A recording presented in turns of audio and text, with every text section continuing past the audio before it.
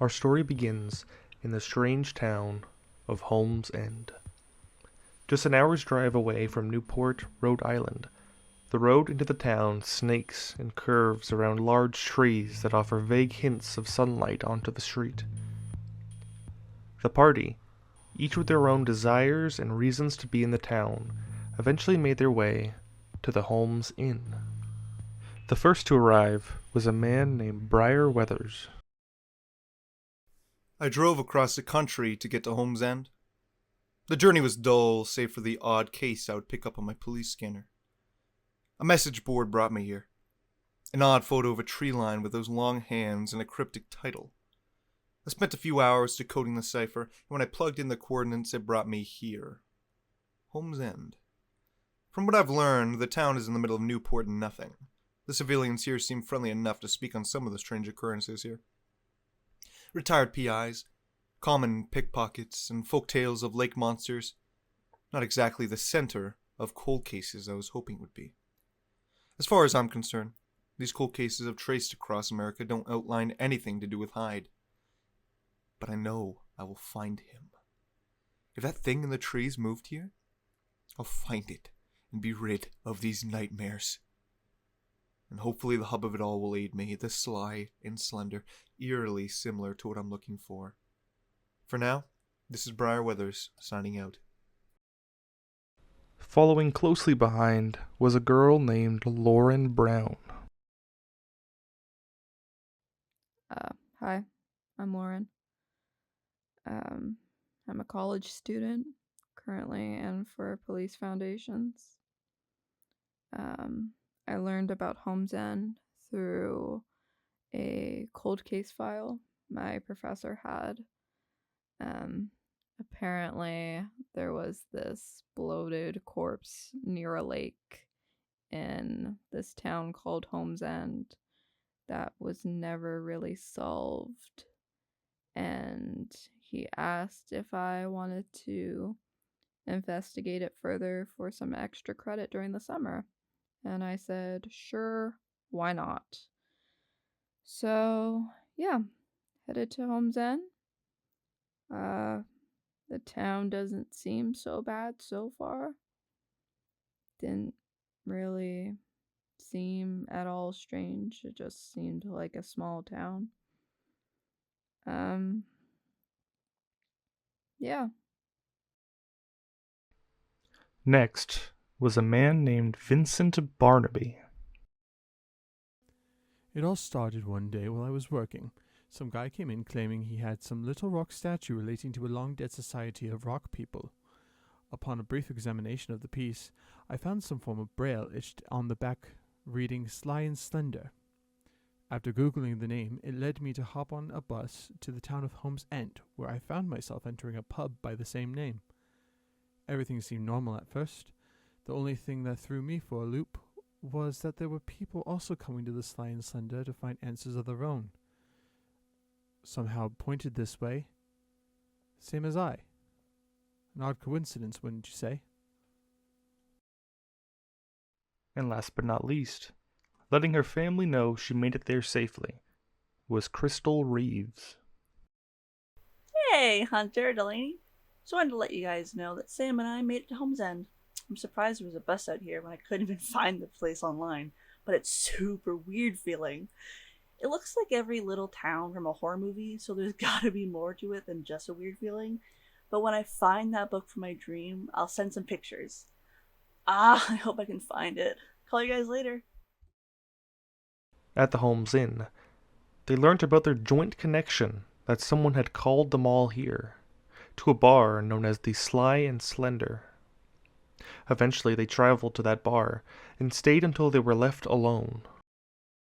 Eventually, in the empty and dimly lit pub, the door to the back creaked open, and a figure in a business suit and a gas mask that Lauren recognized immediately came walking out of the back holding a singular ringing flip phone. I believe Briar was the first one to get up and answer it. Mm-hmm. The figure on the other line offered them companionship. The voice was almost seemed text-to-speech. They offered them companionship, a suitcase full of cash, and a strange, mysterious book if they investigated the strange figures who were wandering the graveyard at night. This book in particular, Crystal seemed to recognize it, or at least understand what it meant. After proposing his offer, the businessman simply strolled out the front door. With a laugh, the figure in the cowboy hat took a look at the party and went out the door after him. And a few moments later, while the party were deliberating on what to do, a gunshot rang out across the street. I remember there being immediate panic. Most of the party decided to stay safe at the hotel, while Briar, Vincent, and the figure in the hoodie, who they discovered was named Walter, went to investigate the graveyard. After spotting a strange figure entering the mausoleum, they followed his trail into its depths. As they investigated the underground chambers, a figure began to approach from the only other exit. Briar, Vincent, and this new comrade Walter, as they each tried to hide amidst the graves of the small mausoleum. The figure that was approaching previously made their way to the base of the stairs. They heard a faint woman's voice calling out, letting them know that she saw somebody. Hearing this, the group hesitantly came out of their hiding spot. In front of them was an old woman with a scrunched face and tight pulled back black and gray hair. She was covered in dirt, wearing a black dress with broad shoulders. She introduced herself as Old Grunny, or at least that's what everybody called her. She was a strange individual who tended after the graveyard for the Emmerich family, the folks who actually owned the graveyard, their manse sitting just beside it. She seemed lost and had this strange air about her, almost as if she knew something the party didn't. Before leaving, Briar stashed his pen camera in the mausoleum. The next day, the group went to the library to try and glean more information about the graves. A family known as the Emmerichs had once owned a plantation, but when that was abolished in 1865, the place was refurbished into a graveyard. As they explored further, the group found that the wives in each generation of the Emmerich family would either disappear or die in mysterious circumstances. The oldest female, Kathy Emmerich, went missing just 2 months ago. This town really hates women. Yeah, kind of. We're here. I did not think that. I just thought that was really funny. Briar definitely was like, oh, like they're probably doing some fucked up shit, like, you know, they're either just murdering their wives or like there's some weird like I need to sacrifice my wife or else the voices will get to me kind of thing. I don't think Lauren had like very crazy thoughts other than something's going on in that household. At the library, Briar managed to capture the attention of Arthur, the main librarian, who seemed to know a bit more about Holmes End than most. He's just a librarian, dude. Real? Perfect gay little simp boy. After the investigation at the library, Briar went to check out the Whispers of the Woods. While there, he met the owners of the cafe, Jose and Donna. It seemed they owned the shop together and were a bit eccentric. Briar expressed interest in these eccentricities, and Jose offered to teach Briar what he knew. They set up a meeting at the Whispers of the Woods after it closed. As Briar was at the cafe, the rest of the group approached the lake. Lauren specifically went looking for the location that was on the strange photo that she was given as part of her extra credit. While there, something began to follow them. And at the lake, as they were wandering on the largest trail heading towards the mountain, everything went quiet.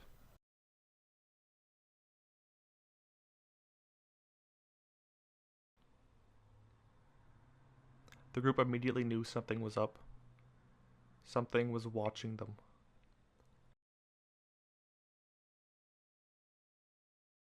A quick branch snapped. Someone saw a dirty-looking figure run towards the lake, covered in mud and leaves, to the point that you could hardly tell it was human. It was only a quick look, but one that told them that their suspicions were correct. Fearing for their safety, immediately they ran their way towards the entrance. In summary, No. No. No, No. In the moment, no. definitely not.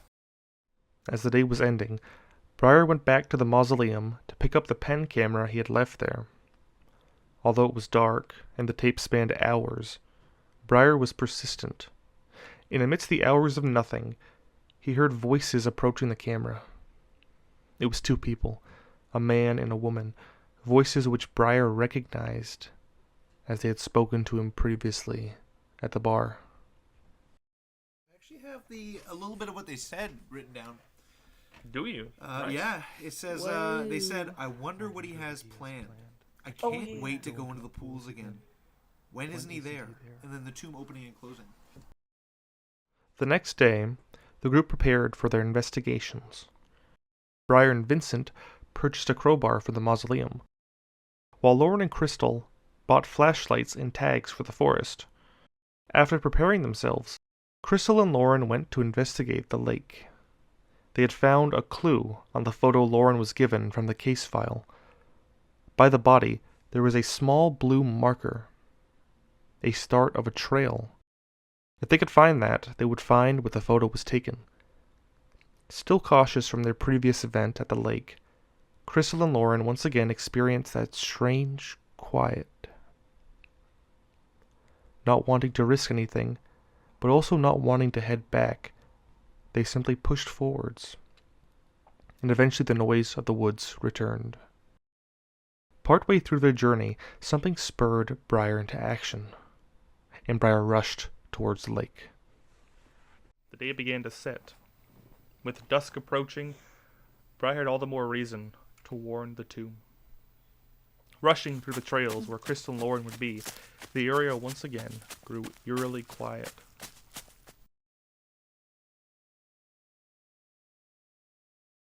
This time, alone, and with darkness slowly descending on the woods, Briar wanted to find out what that thing was.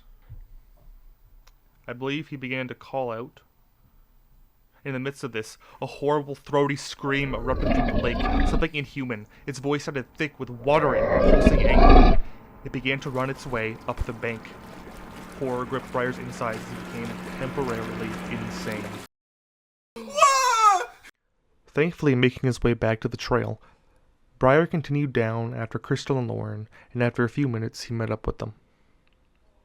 As the group made their way back along the trail, Crystal managed to spot the path to the body in Lauren's photograph. As they exited the forest, nothing more abnormal happened, and the group made it safely to the hotel. Amidst everything that happened today, Briar, Vincent, and Walter were insistent on heading to the graveyard. Crystal and Lauren decided to stay behind, and the three made their way back to the mausoleum around 10 to 11. With the help of a crowbar, they managed to pry one of the graves loose. The grave of the eldest emirate. It opened to reveal a dark tunnel, and they made their way down. The tunnel appeared to be partially man-made. It begins very wide, with the occasional empty lantern affixed to the stone wall. But quickly it devolves into pure caverns that slither and snake. Some areas one would have to squeeze through or crawl, all in pitch black, if it weren't for their trusty flashlights. As they made their way down, they began to see a few smears of black along the ground. Strange bits of dead things. With a proper investigation check, they found it was dead leeches. At first, it was only a few, but as they continued, the leeches began to grow in number, almost making a solid floor of crushed skin by the end of it. Thick black roots began to penetrate into the tunnel and slid like sea creatures over the ground. The further they went, the more the air became humid. The walls became slick and warm instead of jagged and rough. With the aid of their flashlights, the tunnel shifted its hue to a fleshy red. They began to hear an ambient heartbeat from further in. All this in the span of around 10 minutes as they made their way to the heart of some grotesque chamber. Right before the tunnel opened up fully, there was one final gap, a hole that one would need to squeeze themselves through. There's leeches on the ground. What, they got down here, an aquarium? What Yeah, the fuck? there's leashes on the ground. Let's just keep Yeah, going. it's So like, it's there's literally no turning- Stand By Me. No, but listen. It's like then there's We this, saw the this leeches. like the weird roots, and we're like, what the PVC pipe with paper mache on it? Like the Why ambient would- heartbeats, dude. Bro, what? literally? Despite the change in scenery and the setting they were in, the group pushed their way through the final canal into the lair of the Leech Mother. A red glow bathes from a strange stone statue depicting a large coiled leech. On its side were 6 teats covered in a thick black mucus. Scattered around the statue were 4 steaming and bubbling black pools of God knows what. With some stellar rolls, the group managed to hold on to their sanity for the moment. Even when a slimy black leech squirmed its way out of the teat of the statue and fell with a splat amid the floor.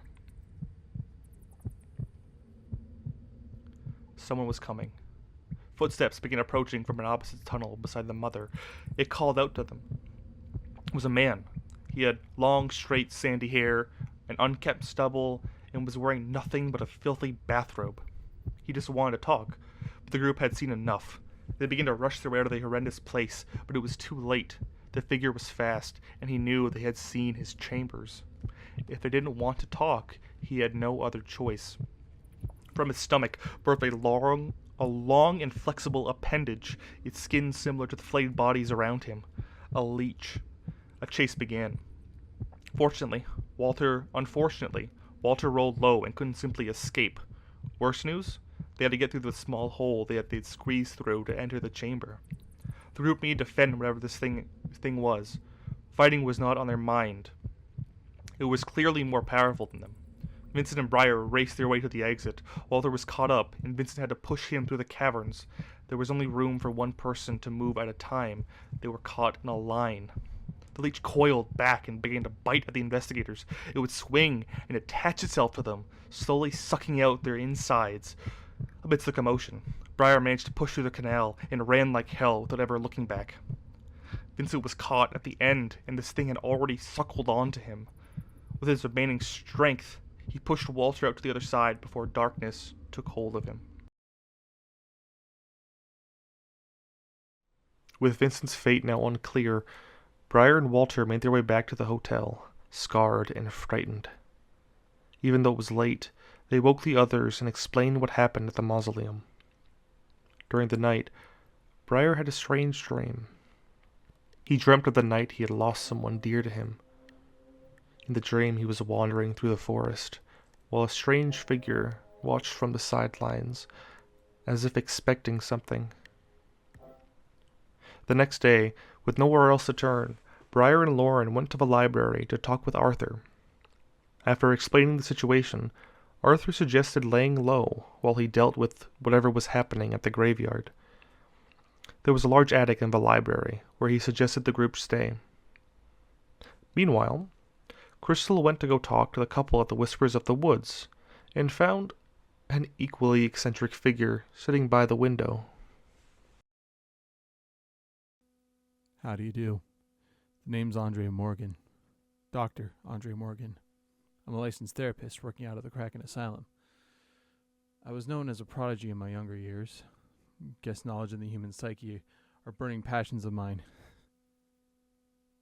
Then again, what else do you have to turn to when when your parents are From their conversation, Crystal took the offer of a personal counseling session and a ride back to the library. On their way, Crystal felt something lurking within the woods. Drawn to it, perhaps by curiosity or some unknown force, Crystal began to hear soft music beyond the trees. She had a horrifying realization. Something was hiding just behind a large tree in the forest. Something that was watching her without eyes. Something that put an instinctual fear in her heart. Whatever it was, she did not want to see what was behind that tree. This thing stood there silently, if not for the strange music coming from around it. She knew that if she saw whatever it was, she would not be able to return. And Crystal went temporarily insane. With Andre's help, Crystal was able to pry herself away from this thing beyond the trees and recover slightly from her fractured mind. He took her to the library to meet up with the rest of the investigators.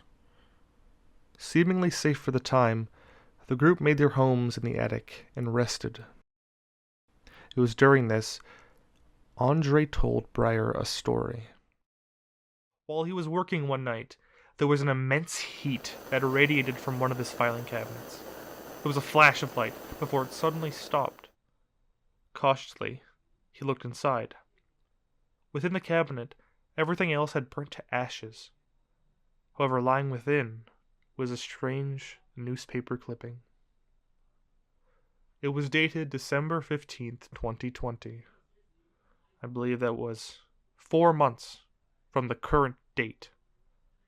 And stated that on this date, a group of specialists from Holmes End failed to stop a terrorist by the name of Russell Crowe from setting off a thermonuclear bomb that wiped out the city of Holmes End. The resulting photo, scratched by radiation, showed a horrifying scene depicting a ruined city and countless charred bodies lying in the street. There was one survivor of the attack, a private eye by the name of Briar Weathers. He was confused and heavily injured. He kept repeating one line: "You need to find me, Andre." After this startling realization, the group really needed to rest. In the dingy attic of the library, Lauren had a strange dream. In this dream, she was wandering amidst memories from her past. Dreams that one would forget as soon as they woke up. And during this, she saw a strange figure. He had long black hair and wide eyes. He looked weathered and beaten, and was wearing a leather jacket. Only this time, instead of waiting for her to respond, the figure said something. "You should wake up now." In a panic, Lauren awoke. In the dark of the attic, she heard the staircase slowly come down. Crystal? She thought, as Crystal was downstairs, half asleep, doing research. The figure slowly made his way upstairs.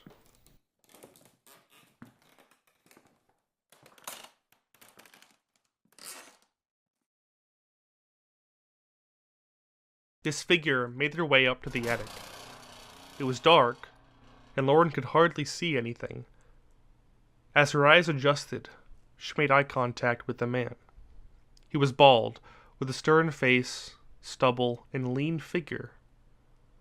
With a shock, she realized the figure was holding a gun. He said something. "Shh. If you stay quiet, we can have some fun later." Before taking a pillow and shooting Briar in the head. Briar let out a shrill cry. By some profound luck, he had jolted in his sleep, causing the bullet to only rip through the skin in his head. The party raced into action. Unfortunately, Crystal was downstairs half asleep and missed out on the entire fight. The figure tried to shoot Briar again, but Walter managed to rush over and wrestle the gun out of his hands. Lauren raced after it, just barely getting there before the man. Briar, now bleeding profusely from the side of his head, was filled with adrenaline. He grabbed the figure, threw him against the ground, before beating him to death with his bare hands.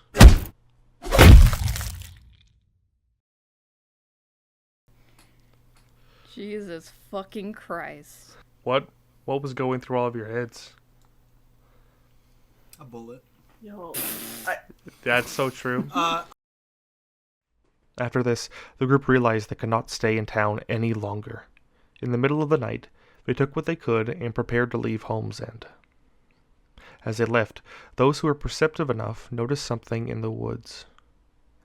A figure in a pinstripe suit, facing away from them. Even though its eyes were turned, they could feel him watching them. All the while, a faint music was heard outside, muffled by the car.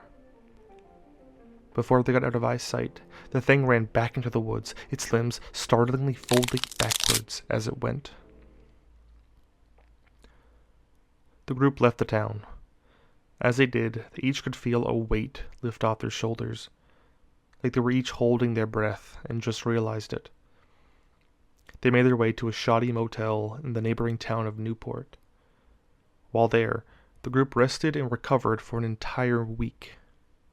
During this week, Briar got confirmation from Arthur that the situation was being dealt with and was told not to talk to the Emirates anymore. Additionally, Lauren was visited by a professor, a man named William Floyd. He didn't explain much, but stated he was heading to Holmes End to take over the case from Lauren. He told her that he has it from here, and that she should take off. Of course, if she wanted to head back into town, he wouldn't stop her, but she would not interfere with his case. At the hotel, the group talked and bonded together as they figured out their plan to investigate the burning news. So I remember us pretty much getting to the hotel, and I think it was maybe the next day that Briar called Andre being like, hey, I was shot the other night. When Andre got there, Briar was pretty much picking him up to speed. I think Lauren went on a walk around the motel just to clear her head and have some alone time. Lauren pretty much got back, noticed the conversation has not stopped over what happened the other night, and flipped her absolute shit. You weren't there. You didn't see the shit I saw. Don't act like you know what's going on. And slammed the fucking door. And then Crystal and Walter came out and tried to console her the best they could. I just remember her and Walter going out and sitting with you and maybe trying to talk.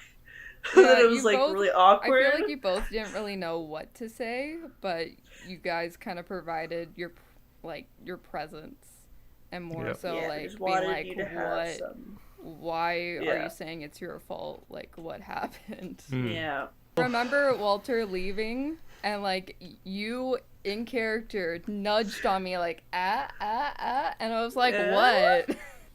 We see a faint glimmering connection between Lauren and Walter begin to form. After everything was said and done, the group needed to head back into Holmes End to finish what they had started. So they went down for their final night outside of Holmes End. And they all had a strange dream. It was a set of quick moments. 2 figures dropping a gold idol into a lake. A closed door with whirring machinery and eyes that peered out. A top-down view of a family in their house. A pulsing room of red flesh. An empty hospital with a faint figure floating down the halls before a blinding light. A dead figure holding a sinister book over a set of stone stairs. Someone holding up a strange hand sign inside a prison. A hotel with a ceiling covered in strings. Finally, the dream faded into the sly and slender. The figure in the gas mask stood holding the ringing phone before it went quiet. I will explain. I await you all.